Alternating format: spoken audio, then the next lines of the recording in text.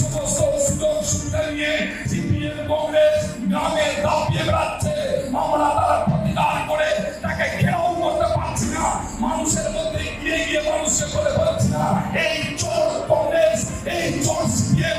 মমতা ব্যানার্জি ওর মেয়ে লক্ষ্মীর, ওর বাড়ির বউ লক্ষ্মীর ভান্ডার পায়, ওর ছেলে সাইকেল পেয়েছে, ওর মেয়ে কন্যাশ্রী পেয়েছে, ও ওখানে বিনা পয়সায় চাল পায়, ও স্বাস্থ্যসাথী কার্ড পায়, তবুও মমতা ব্যানার্জিকে গাল দিচ্ছে। ঘেরাও করুন এই ধরনের কংগ্রেস। লোকসভার ভোট সামনে আসতেই শুরু কুকথার রাজনীতি। মালদার রতুয়া সম্বলপুরে আয়োজিত ব্লক সম্মেলন থেকে ঠিক এই ভাষাতেই হুঁশিয়ারি মালদা জেলা তৃণমূল সভাপতি তথা মালতীপুরের বিধায়ক আব্দুর রহিম বকশির। বিজেপির পর এবার সিপিএম এবং কংগ্রেসকে ঘেরাওয়ের হুঁশিয়ারি। পরে সাংবাদিকদের মুখোমুখি হয়ে সাফাই দিয়েছেন জেলা তৃণমূল সভাপতি।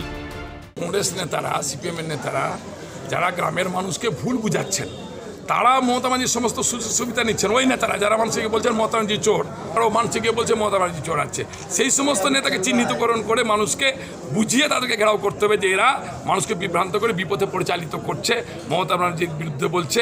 মালতীপুরের বিধায়ক আব্দুর রহিম বকশির এই বক্তব্যে ফের শুরু বিতর্ক। সরকার কারো জমিদারির টাকায় চলে না, এটা নিম্নরুচির পরিচয়, পাল্টাতো বিরোধীদের। পশ্চিমবাংলার মানুষ যতটুকু যা সুযোগ সুবিধা পায় সেটা হচ্ছে জনগণের ট্যাক্সের টাকাতেই, জনগণের টাকায় জনগণের কাজ হয়, এর বাইরে তো কোনো কথা হতে পারে না। সরকার কারোর জমিদারির পয়সায় চলে না, এক।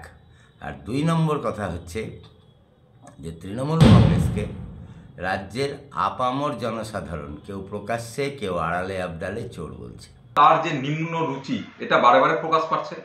একটা অশিক্ষিত মানুষের মতো তার আচরণ খুবই দুর্ভাগ্যজনক যে একটা সরকার আছে, একটা দলের তিনি সভাপতি এমএলএ, আমাদের লজ্জা লাগছে। বছর ঘুরলেই লোকসভা, তার আগে ফের বাক সন্ত্রাসে উত্তপ্ত হয়ে উঠছে বঙ্গ রাজনীতি। চলছে কুকথার রাজনীতি।